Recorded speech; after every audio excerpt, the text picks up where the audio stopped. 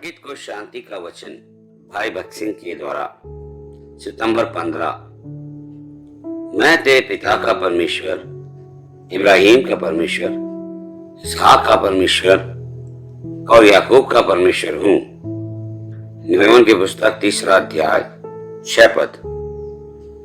यह नाम इब्राहिम के परमेश्वर का 2 अर्थ है। पहला, अब्राहम ने धार्मिकता का सच्चा अर्थ देखना शुरू किया। यहाँ आपके पास अब्राहम के परमेश्वर नाम का ठीक अर्थ है। परमेश्वर अब्राहम को 2 बार उत्पत्ति 12 में और फिर अध्याय 13 में प्रकट हुए। अध्याय 14 में वह मेल्किसेदेक के रूप में उसके सामने प्रकट हुए। फिर वह उसके सामने अध्याय 15 में और फिर 17वें अध्याय में प्रकट हुआ, जिस समय तक वह 99 वर्ष का था। केवल उस उम्र में वह उसे एक बच्चा देने के लिए परमेश्वर की अद्भुत शक्ति पर विश्वास करने लगा। इससे पहले वह अपने बल पर संतान पैदा करने की उम्मीद कर रहा था, लेकिन जब वह बहुत बूढ़ा हो गया, यानी जब वह 100 साल का हो गया, जब वह और सारा दोनों बच्चे पैदा करने की उम्र पार कर गए, जब उनके पास एक संतान होने की आशा खत्म हो गई, तब परमेश्वर ने उसकी आंखें खोली। परमेश्वर ने उसे धर्मी बनाने के लिए एक नई शक्ति, मृत्यु पर विजय प्राप्त करने की शक्ति प्रदान की, और वह है पुनरुत्थान की शक्ति। केवल उस सामर्थ से ही वह धर्मी हुआ, और यह उस पर धार्मिकता के लिए आरोपित किया गया। रोमियो की पत्री 4 अध्याय 20 से 22 पद में।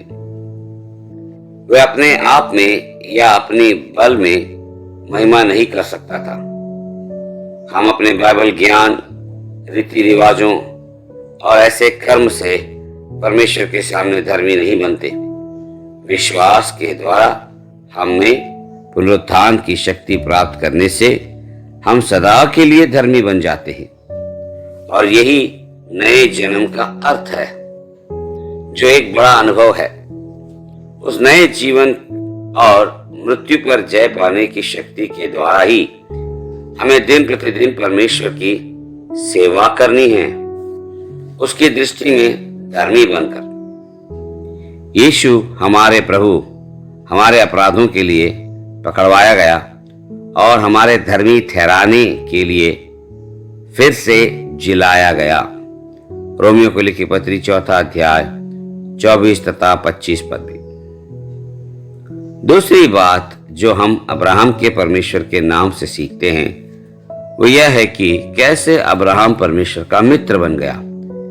इब्राहिम को परमेश्वर का मित्र कहा गया। याकूब की पत्री 2 अध्याय 23 पद में। हम उत्पत्ति 18 के 17 में पढ़ते हैं, और यहोवा ने कहा, क्या मैं वह काम जो मैं करता हूं इब्राहिम से छिपाऊं? परमेश्वर उस समय के बाद से सभी रहस्यों को अब्राहम के साथ साझा कर सकता था। अपने व्यक्तिगत रहस्यों, समस्याओं, कमियों और असफलताओं को हम खुलकर साझा करने से ईश्वर के मित्र भी बन जाते हैं। उससे एक मित्र की तरह बातें करें। उसे हमारे व्यक्तिगत रहस्य, प्रलोभन और असफलताएं बताने से डरना नहीं है।